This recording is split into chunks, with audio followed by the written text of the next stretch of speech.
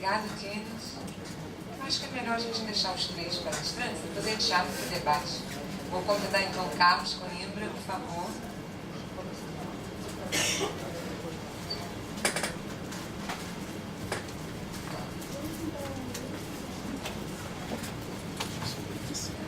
Bom dia a todos. Em primeiro lugar, muito obrigado aos colegas aqui da UERJ pelo convite. Eu acho que essa é a terceira vez que eu venho à UERJ para discutir temas relacionados à publicação científica, política de exploração científica e a avaliação de pós-graduação. De tempos em tempos, eu acho que é sempre bom a gente estar se reencontrando e discutindo esse assunto, porque é um assunto que, evidentemente, não dá para colocar um ponto final nele, é um processo, né? E, na verdade, eu optei por vir de maneira mais informal, sem nenhuma apresentação PowerPoint ou coisa parecida, porque, como eu mesmo fui apresentado, eu de fato assumi essa postura para mim mesmo, eu estou aqui mais como ex do que como qualquer outra coisa. Então, eu sou ex-editor, eu sou ex-conselheiro da CAPES, eu sou ex-conselheiro do CNPq, o que me dá uma liberdade muito gostosa. Eu realmente me sinto entre os pares, mas, na verdade, eu estou querendo ficar um pouco afastado desse processo de ser o gatekeeper, né, que, na verdade, já ocupou tanto do meu tempo, né, do dia a dia e do meu trabalho também intelectual ao longo desses últimos 20 anos. Não que eu esteja arrependido, pelo contrário, eu acho que foram 20 anos fantásticos, que me permitiram interagir com pessoas maravilhosas, muitos dos colegas que estão aqui. Eu tive a oportunidade de travar meus primeiros contatos através desses trabalhos nas agências de fomento e na própria área de editoração científica, né? Quando ainda praticamente nós só tínhamos duas revistas no Brasil, que era a Revista de Saúde Pública da USP, né? Que era mais consolidada, e os cadernos, que naquele momento, quando eu entrei, estava ainda engatinhando, né? Acho que a crise não tinha começado ainda, enfim, a gente era muito restrito o universo das possibilidades de publicação na área de saúde coletiva no Brasil naquele momento. E a Abrasco tampouco tinha lançado suas revistas naquela época, né? Só aconteceu depois. Bom, muita coisa mudou, evidentemente. Eu acho que eu e vocês tivemos a oportunidade de testemunhar o enorme crescimento que a área de saúde coletiva teve no Brasil nas últimas décadas, né? Comparativamente a outras áreas das próprias ciências da saúde, nós somos um dos que mais tem crescido. Eu não sou mais capaz, por exemplo, de listar, como eu sabia fazer antes, os programas brasileiros de pós-graduação em saúde coletiva. Antes eu sabia e sabia até a nota, não sei mais, né? Porque é impossível, eu acho que são mais de 50, fora os programas profissionais, que evidentemente ninguém é capaz de acompanhar e entender para onde é que vai, né? Então, na verdade, a gente está com a nossa capacidade de produzir programas de alguma coisa que eu acho que nenhuma outra área possivelmente consegue produzir tanto programa como a nossa, né? Isso é interessante. Tem seus lados prós e tem os seus lados complicados, os seus complicadores, né? Eu acho que mas eu quero frisar, né, reiterando o Kenneth, aliás, Kenneth, eu acho que as pessoas podem até pensar que a gente combinou o que vai falar, porque você pode tudo. Ainda bem que eu não trouxe nada formal, porque algumas das suas citações são idênticas das minhas, que eu não vou fazer literalmente, porque eu estou com um monte de rabisco aqui, né, mas na verdade a gente cruza muito essa nossa visão, né, crítica, e também de crítica construtiva da área, né? Eu acho que nós temos uma situação extremamente complexa, que é a forma como a saúde coletiva foi construída no Brasil. Historicamente, dos anos 70 para cá, na verdade, eu acho que os que nos lideravam naquela época, eu não participei dessa geração, eu entrei depois, mas foram certamente pessoas que assumiram uma vanguarda incrível, e tiveram muita coragem, muita ousadia, né, para triangular com epidemiologia e medicina preventiva com uma área que, na verdade, era com outra área que era muito pouco consolidada, que era planejamento, né, não é propriamente uma ciência, mas é algo que surge no mundo a partir dos anos 70, 80, por aí, com as suas revistas, né? Antes disso não havia isso, né? Essa ideia, esse conceito, né? E a gente traz planejamento e políticas em saúde, ou políticas de saúde, como algo relevante para o campo, né? E mais ainda ousadia em buscar os cientistas sociais que estavam quietinhos lá no Museu Nacional, nos seus museus por aí, nos seus departamentos de antropologia, fazendo antropologia ou fazendo sociologia mais acadêmica, digamos assim, né? E de repente lança-se esse desafio e atrai vários colegas, eu inclusive, né, para essa área de saúde coletiva, que é uma área que tem uma dimensão propositiva de ações práticas, de políticas,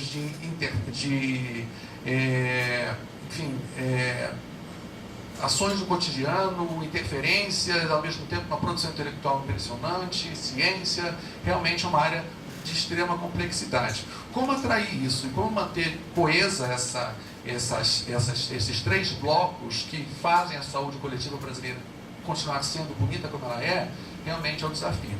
E eu acho que de anos para cá, né, algumas estratégias avaliativas e estimuladoras da produção por um lado e avaliadora da nossa produção e dos nossos programas por outro, tem levado a um certo desestímulo, a um certo desencantamento por parte de alguns setores da saúde coletiva que não se veem mais representados ali dentro, né?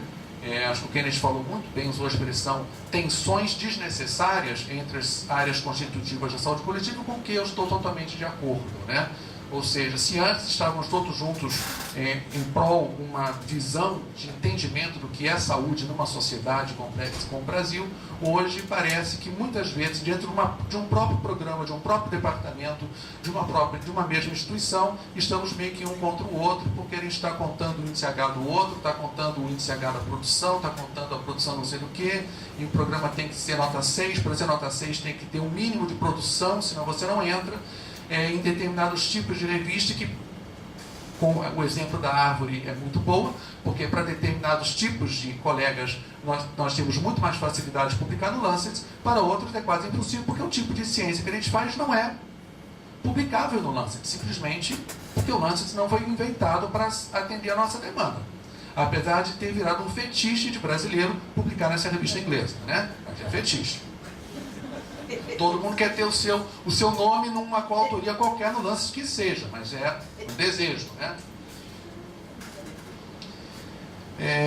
Bom,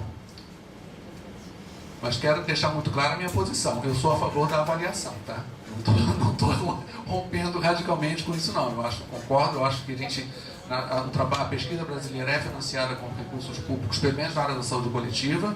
Eu acho que isso nos obriga tem algumas posições éticas importantes. Eu considero que a publicação é uma questão ética. Se eu recebo um auxílio do CNPq, eu sou obrigado a mostrar publicamente o que eu fiz com aquele dinheiro. Eu acho que eu não posso escamotear embaixo da mesa a título de um relatório e não me expor à crítica dos meus pares, né? Através dos periódicos que nós temos aqui ou fora, não importa, né? E a avaliação disso, evidentemente, é importante. Ao longo das trajetórias de avaliações CAPES-CNPq, que eu tive a oportunidade de participar em diferentes etapas, né, eu acho que a minha primeira experiência foi na CAPES, quando o Moisés Golubão, um colega nosso da USP, muitos de vocês conhecem, foi o coordenador. E a Madel, daqui, era a adjunta do Moisés.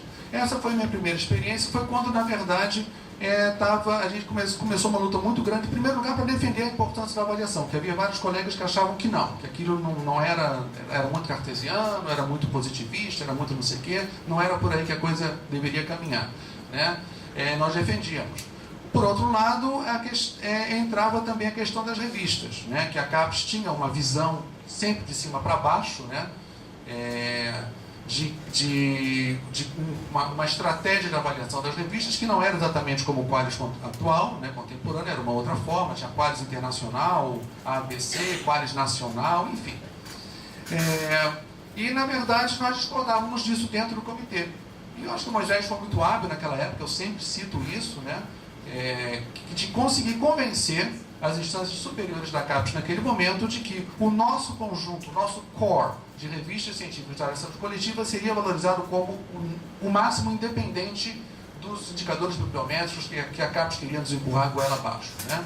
Então, naquele momento, o que nós tínhamos? Revista de Saúde Pública, Caderno de Saúde Pública e Revista Pan-Americana de Saúde Pública. Foram as três revistas que naquele momento nós entendíamos que eram as nossas revistas, digamos, né, regionais ou nacionais, que nós queríamos ver lá junto com o American Journal de blá blá blá de qualquer coisa, né? Isso na época valeu. Bom, essas estratégias avaliativas da CAPES tem passado por várias reedições, né? E com a entrada do novo Qualis, na verdade, isso tudo caiu e, no fundo, e as nossas revistas, por pouco, né, não saem totalmente do nível A, de uma tacada só, né? Eu e Kennedy estávamos naquela tensa mesa em Vitória, em 2008, 2007, eu acho, com a Rita Barata, todos os coordenadores lá sentados, né? E a gente tendo que defender pelo menos a permanência de cadernos e revista como A2, que seja, dar uma chance para a gente respirar. Porque se jogar tudo para baixo, só colocar a revista de medicina nos níveis A, realmente acabou com o conceito de saúde coletiva e com a lógica da saúde coletiva como nós concebemos, né, ao longo dessas décadas. Vai ser uma outra coisa, né? Vai a epidemiologia médica para um lado e vão os cientistas sociais, principalmente, voltar para os departamentos de antropologia e sociologia, onde são valorizados pelo que fazem, né? E não pela revista onde publicaram, né? Que são duas lógicas completamente diferentes. Bom, na reunião de Vitória, isso foi uma reunião do Fórum de Coordenadores da Pós-Graduação, promovida pela Abrasco, que aconteceu em outubro de 2008. Né? E tem uma parte, o final do relatório dos coordenadores termina assim: finalmente, alertamos as agências de fomento, universidades e nossos próprios pares para o fato de que a classificação de periódicos feita com base nessas restrições artificialmente impostas não corresponde à avaliação de mérito efetivamente feita pela área ou pela própria CAPES, não podendo, portanto, servir de base para a avaliação da produção de pesquisadores, grupos de pesquisa, instituições como alguns queriam crer que pudesse valer dentro da CAPES. Isso foi um alerta, não serviu para muita coisa, porque, na verdade, essa capilarização, como eu chamo, se deu da maneira mais rápida e da maneira mais disseminada, né? É realmente impossível de imaginar. Eu trouxe alguns exemplos aqui, alguns são até engraçados, né? Pelo grau de distorção, né, a que nós, enquanto professores, chegamos ao lidar, eu digo nós, a coletividade dos professores, né, ao operar esses indicadores da CAPES fora do contexto para onde eles foram criados, que é a avaliação da pós-graduação, onde, bem ou mal, operam, tem suas questões, mas é ali que eles tinham que estar operando apenas, né? Isso não é o que está acontecendo. Então, uma das dificuldades que nós tínhamos encontrado, minha última passagem pelo Comitê de Avaliação do CNPq na área de saúde coletiva e nutrição, conjuntamente com o Kennedy, calhou de estarmos juntos no mesmo triênio, é o emprego do Qualis, para minha surpresa, para avaliar currículo individual do pesquisador. Então, na verdade, quando a gente chega ao CNPq como na verdade, avaliador, como consultor, o que nós temos hoje? Nós temos lá um número de um processo de uma pessoa que você tem que avaliar, você clica naquele número, aparece já a produção do indivíduo, segundo as revistas e segundo a classificação Qualis-CAPES. Ou seja, eu não tenho a chance de fato avaliar a produção dessa pessoa. O trabalho de um avaliador hoje, no CNPq, ficou tão simplificado a ponto de ser quase um trabalho de contador. Muitas vezes eu expressava essa frustração. Será que eu tenho que vir aqui mesmo a Brasília, ficar uma semana fazendo isso? Por que o pessoal da área técnica do CNPq já não conta logo esse negócio? Me manda que eu assino, porque na verdade é isso que a gente está fazendo. Não é? Ou seja, houve um empobrecimento enorme, na verdade, do conteúdo da produção científica dos nossos pares em questões extremamente relevantes, ou que nós achávamos importantes até pouco tempo atrás, que era a concessão de bolsa de produtividade. Isso era uma coisa importante. Na minha opinião, está deixando de ser a partir do momento que caiu no campo de pura contabilidade de pontos de revistas onde a pessoa publicou ou deixou de publicar. Minha primeira passagem pelo comitê do CNPq foi bem antes, quando era coordenador o Maurício Lima Barreto, e ainda estava lá o Malaquias Batista Filho e a Maria Fernanda Lima Costa. Foi totalmente diferente a experiência. Ou seja, a mudança aconteceu muito radicalmente no CNPq. Porque eu fui surpreendido, eu não sabia que era assim. Nós, quando fazíamos essas avaliações anteriormente, os rapazes, os estagiários do CNPq da área técnica, nos traziam caixas de arquivo amarradas com todo o material lá dentro. A gente abria aquela caixa de arquivo ou cópia de livro, era aquilo que a gente olhava e avaliava. Eu me lembro que teve uma vez que teve uma discussão no grupo por conta de um colega que tinha publicado uma carta ao editor na revista Lancet. E aí gerou aquela discussão, será que carta vai comprar? Mas uma carta no Lancet, será que é a mesma coisa? Vamos ler tal da carta, o que ele está discutindo? Isso só pôde acontecer porque nós tínhamos esse papel na nossa frente. Caso contrário, pela moda do CNPq atual, simplesmente já estaria lá. Fulano de tal, título, não sei o que, Lancet A1. Pronto. Porque eu não tenho a chance de olhar o documento. Eu não tenho como saber o que é um artigo de verdade, o que é uma nota, o que é uma resenha bibliográfica, o que é uma carta ao editor, ou o que é qualquer outra coisa. Está tudo, digamos assim, pasteurizado e excessivamente simplificado, na minha opinião, por meio desse mecanismo, que o CNPq, na verdade, importou de maneira totalmente equivocada, na minha opinião, da CAPES. Mas, pelo que eu entendo, o CNPq é muito cabeça dura, Ou seja, vai ser muito difícil reverter essa situação, dentre outros que a gente nunca, na verdade, conseguiu reverter, Apesar de a gente ter tentado quebrar o galho dentro do comitê, porque isso gera uma enorme distorção. Se você tem pessoas que vêm da área de saúde coletiva, pensando antropologia, pensando sociologia, pensando ciências políticas, você tem colegas que vêm da área médica, fazendo uma epidemiologia mais voltada para questões médicas, evidentemente que as chances de publicar nas revistas A1 de quem vem das ciências sociais são muito pequenas, porque as revistas de ciências sociais de boa qualidade são muito mal avaliadas no Qualis CAPES de saúde coletiva. Só para dar um exemplo de vocês, eu estou aqui com o Qualis CAPES que eu imprimi ontem à noite lá em casa, da área de sociologia do CNPq. Eu nem peguei antropologia para ninguém bem dizer que eu estou puxando a sardinha para o meu lado, mas a revista, em primeiro lugar aqui na sociologia, está o American Anthropologist. O American Anthropologist, na saúde coletiva, ele sai como B2. Ora, o American Anthropologist corresponde à academia americana ao American Journal of Public Health. É a principal revista da principal associação da antropologia naquele país, assim como é a saúde pública. Como é que a gente pode operar dessa maneira? Ou seja, isso é um estímulo à manutenção da coesão entre as três áreas para conformar a nossa saúde coletiva, ou é uma sinalização do tipo, olha, volta para o seu galho, porque aqui só vai permanecer quem é epidemiólogo médico e vai ter chance de publicar nessas revistas que aqui estão. Depois a gente vai ver os títulos das revistas que a saúde coletiva está elencando como mais importantes, e realmente alguns títulos são até engraçados, porque para mim não tem nada de saúde coletiva. Só para dar um exemplo aqui, você tem, por exemplo, uma revista chamada Bom, Osso, de Nova York.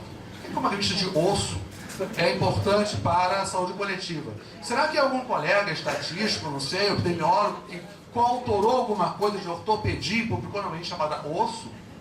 Para mim isso não é public health, não é saúde coletiva,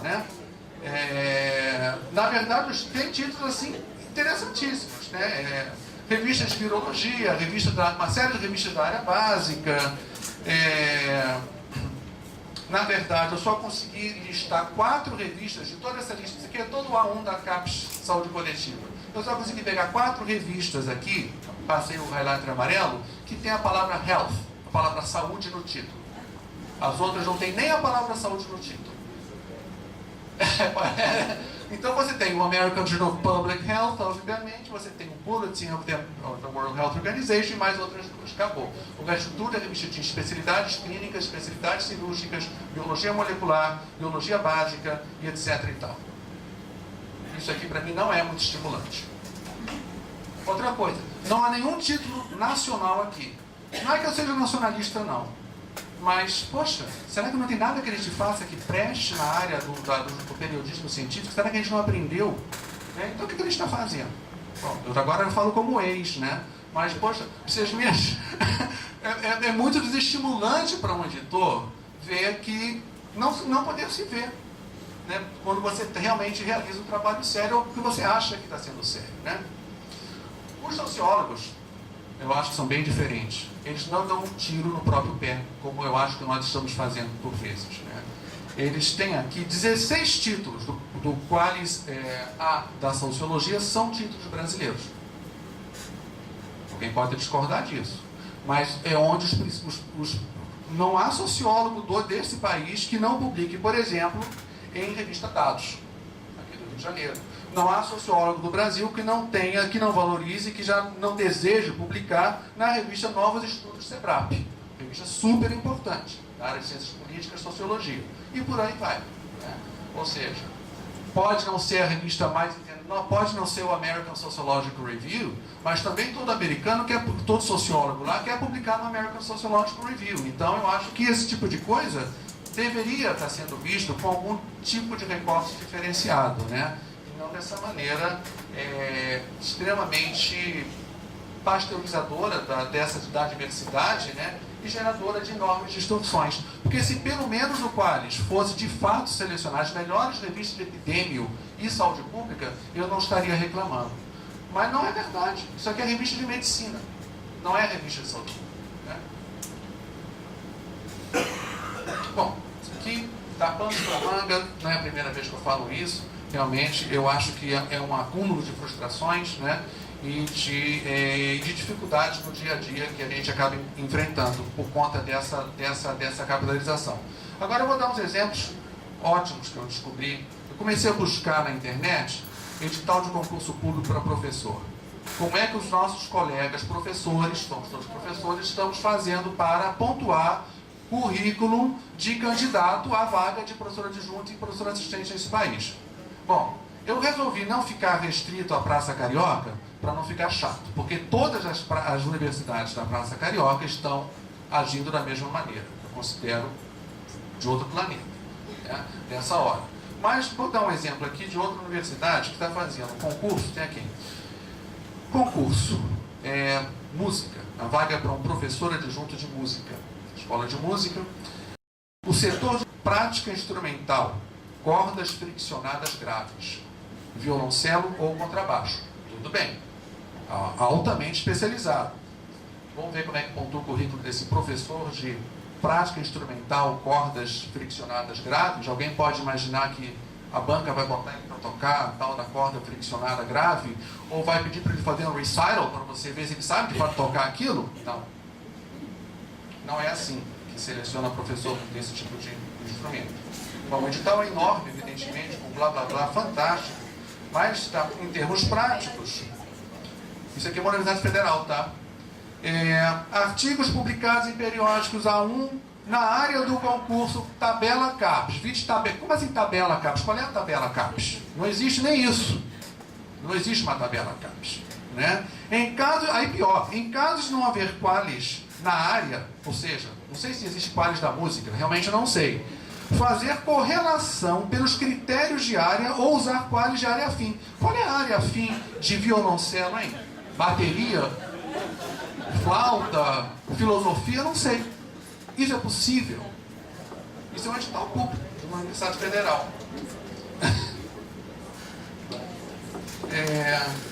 Nós temos aqui também um outro concurso. Tá cheio. Realmente, esse da música eu acho até mais interessante, porque é tão distante da gente que a gente não pode imaginar que, ao invés de se selecionar um professor de música através da sua habilidade de fazer música e de ensinar música, a gente quer que ele publique em revista qualizar A1, A2. Não sei nem se isso existe na área da música. Muito possivelmente não existe, porque músico toca, não escreve artigo para a revista 1, né? Deveria ser outra maneira de se olhar isso, né? Bom, então a pergunta que eu faço numa hora como essa, que se aplica, vai desde a nossa experiência meio frustrada, recente em comitês de avaliação como o do CNPq, onde a gente perdeu a nossa capacidade de avaliação em função do sistema que foi implantado para nos ajudar. Bom, o sistema faz tudo sozinho, só me resta com a calculadora somar o ponto que aquele candidato tem a ganhar uma bolsa, né? As bancas de professor adjunto que nós estamos contratando para as nossas universidades, que vão nos substituir na nossa aposentadoria, estão sendo feitas dessa maneira também. Não é aula, não é pontuação desse tipo, né?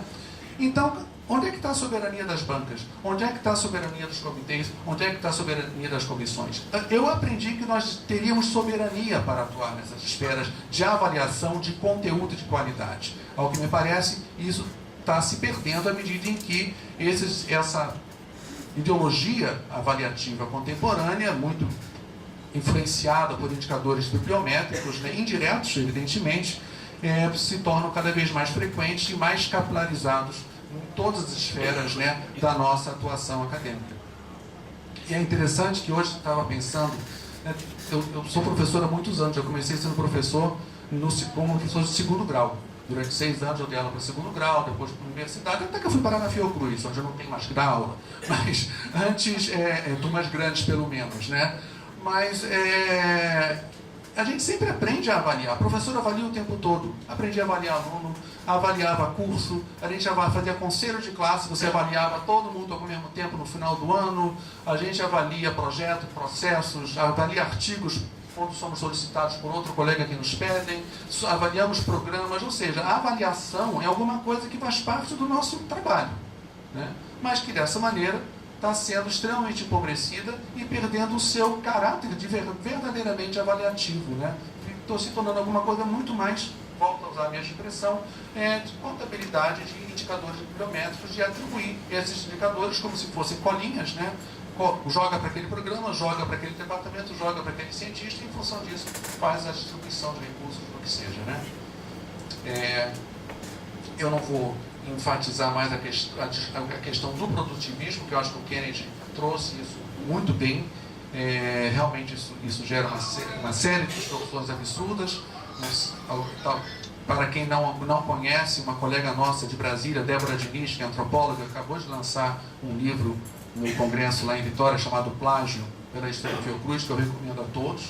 E uma das sessões do livro é totalmente dedicada às más práticas associadas, segundo ela, à ideologia produtivista que se implantou nesse país nos últimos anos, né? Como consequência de uma série de estímulos, digamos assim, das principais agências de fomento que nós temos aqui. Agora é interessante que quando eu ouço o presidente da CAPES falando, sempre em tom de presidente da CAPES, que todos conhecem muito bem, eu penso que eu estou fora do Brasil. Eu penso que eu estou em Berkeley ou em Stanford. O discurso dele é como se ele estivesse lá. Ele não está aqui, né? Ele não vê de verdade as nossas condições de trabalho. Ele não vê de verdade as nossas dificuldades. Ele não vê de verdade as nossas possibilidades, né? Quem recebeu o edital universal recentemente e sabe quais são os tetos possíveis de um edital universal, que não vai a mais de R$150.000 para meia dúzia de pessoas apenas que solicitam. Vem cá, qual é a grande ciência que um de nós pode fazer com R$150.000? Quando muito? Na área de epidemiologia médica não pode fazer nada. Você vai fazer uma coorte, caso controle, não dá, não paga, né? A maioria dos financiamentos cai naquela faixa intermediária de 50, 60 mil. Isso nunca vai ser big science, né? Ou seja, por um lado a gente tem uma pressão enorme para fazer big science, a gente tem que internacionalizar a ciência brasileira. Então, para isso a gente tem que fazer inglês, tem que publicar nas principais revistas inglesas, americanas, canadenses ou alemãs. Mas cadê o insumo para eu fazer grande ciência? Onde eu vou conseguir? Com recursos da Fiocruz, com recursos da UERJ, não, isso eu não vou ter. Não é? Ou seja, a gente tem, na verdade, uma situação meio, eu diria até meio esquizofrênica, porque por um lado a gente tem uma pressão e as mesmas agências que nos avaliam e nos cobram segundo esses critérios produtivistas não estão nos repassando os elementos mais fundamentais para que essa produção se dê com inovação, com criatividade, com novidade. Essa é a maneira de fazer ciência, na minha opinião. E é por isso que as minhas sucessoras queridas nos cadernos de saúde pública escreveram esse editorial no ano passado, né? Chega do mesmo. Chega do mesmo por quê? Realmente, é muito fácil você ensinar o beabá de epidemiologia para os alunos fazerem inquérito de prevalência ou análise de banco de dados secundário e gerar uma fábrica de tese de mestrado. Saem todas iguais, só muda a doença, só muda o agravo. Não tem muita diferença, né? Ou inclusive, ou você até repete, né? Um colega nosso lá no Conselho Editorial dos Cadernos, que recebia, Evandro, todo mundo aqui conhece ele, não vou omitir o nome dele aqui, porque ele a gente não aguenta mais ver artigos sobre inquérito de tabagismo em universitário. É tudo a mesma coisa. Todo mundo já sabe qual é o sexo que começa a fumar, quantos cigarros fuma por dia, em que momento começa a fumar, quais são as disciplinas, os cursos que mais fumam, que menos fumam. É a coisa mais fácil, aliás. Você faz um plano amostral na universidade, vai na secretaria acadêmica, pega a lista do total de... Você tem um N perfeito que é a secretaria... Ou seja, é um exercício perfeito para um curso de epidemiologia, para aprender a fazer. Mas isso não é para fazer ciência, né? Então isso se repete. Inquérito de cárie escolar está cheio, ninguém mais aguenta ver esse tipo de trabalho e a lista é longa. Ou seja, é muito fácil fazer epidemiologia redondinha sem criatividade nenhuma e sem nenhuma inovação. Eu acho que é meio que contra isso, né, que as nossas colegas editoras, em particular a Cláudia e a Marília, né, Cláudia Coelho, se colocaram contra porque cabe a elas a leitura do material epidemiológico e realmente a redundância, né, de temas, de abordagens, de mesmo até de resultados, se tornou um excesso. Não sei se isso é resultante também do excesso das distorções verificadas nos mestrados ditos profissionais, que no fundo, para mim é a mesma coisa que o acadêmico, porque acaba sendo cobrado da mesma maneira, tem que ter produto, e produto virou moeda de troca de artigo. Originalmente não era para ser assim, não era para se esperar artigo científico de mestrado profissional. Hoje em dia, os próprios orientadores estão estimulando isso, e realmente, será que a gente está formando num mestrado profissional e orientando teses que realmente possam gerar artigos, né, de fato inovadores e tal, ou que tipo de ciência ele está de fato fazendo, ou fingindo que está fazendo, entendeu? Então são questões que eu acho que ficam totalmente em aberto e evidentemente isso vai cair na gaveta do nosso colega Guilherme, que vai ser o próximo a falar, e eu fico muito satisfeito que o Guilherme aceitou esse desafio, porque realmente é algo muito grande que ele tem pela frente.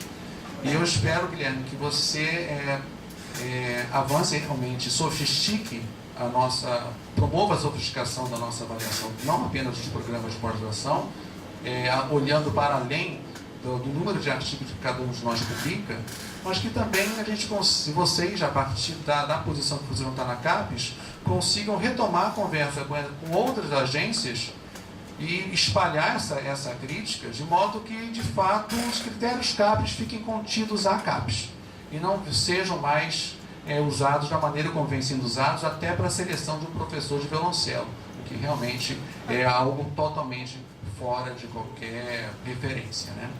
Então é isso, obrigado. A gente volta a conversar.